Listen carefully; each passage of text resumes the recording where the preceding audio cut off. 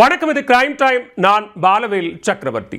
கடலூர் மாவட்டம் விருத்தாச்சலம் அருகே திருநங்கையை அடித்து கொன்று காப்பு காட்டில் வீசி சென்ற சம்பவத்தில் 4 திருநங்கைகள் உட்பட 6 பேர் கைது செய்யப்பட்டுள்ளனர். திருநங்கையை அடித்து கொலை செய்யும் அளவுக்கு நடந்தது என்ன?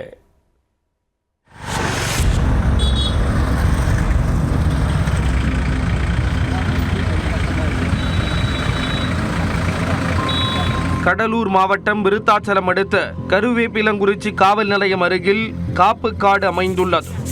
இப்பகுதியில் சடலம் ஒன்று கிடப்பதாக காவல்துறையினருக்கு தகவல் கிடைத்தது. விரைந்து சென்ற கருவேப்பிலங்குறிச்சி போலீசார் சம்பவ இடத்தில் கிடந்த சடலத்தை ஆய்வு செய்து பார்த்தபோது அது திருநங்கை என்பது தெரிய வந்தது. உடலை மீட்டு விருத்தாச்சலம் அரசு மருத்துவமனைக்கு அனுப்பி வைத்த போலீசார் விசாரணையை தொடங்கினர்.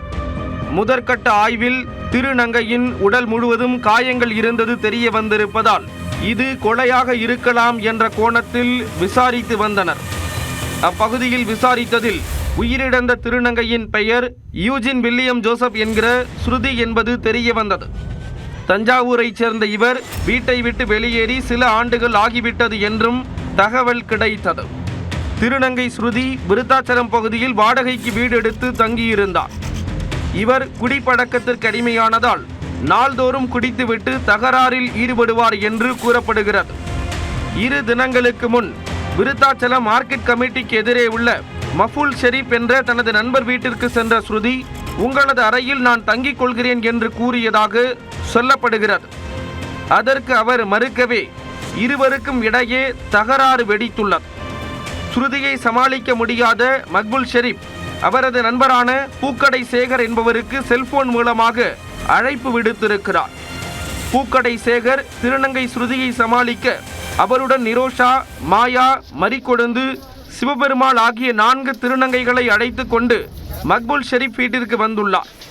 அப்போது ஸ்ருதிக்கும் சக திருநங்கைகளுக்கும் இடையே வாக்குவாதம் ஏற்பட்டுள்ளது. ஒரு கட்டத்தில் வாக்குவாதம் கைகலப்பாக மாறி அனைவரும் சேர்ந்து திருநங்கையான ஸ்ருதியை அடித்தே கொன்றுள்ளனர் என்பது விசாரணையில் தெரிய வந்துள்ளது. உடலை மறைக்க நினைத்த அவர்கள் ஆட்டோ டிரைவரான பாலகிருஷ்ணன் என்பவரை போன் செய்து வரவழைத்துள்ளனர். ஆட்டோ வந்ததும் திருநங்கையின் உடலை போர்வை மூலமாக சுற்றி அரசு மருத்துவமனைக்கு போக வேண்டும் என்று கூறியுள்ளனர். மூட்டையில் என்ன இருக்கிறது என்பது தெரியாமல் ஆட்டோ டிரைவரும் அரசு மருத்துவமனை நோக்கி சென்றுள்ளார். போகும் வழியில் திடீரென வேடப்பர் கோவிலுக்கு செல்ல வேண்டும் என்று கூறியிருக்கிறார்கள். அவர்கள் கூறியதுபடியே ஆட்டோ டிரைவர் வேடப்பர் கோவில் நோக்கி சென்றுள்ளார். அப்போது கருவேப்பிலங்குறிச்சி போக வேண்டும் என்று மாற்றி கூறியுள்ளனர்.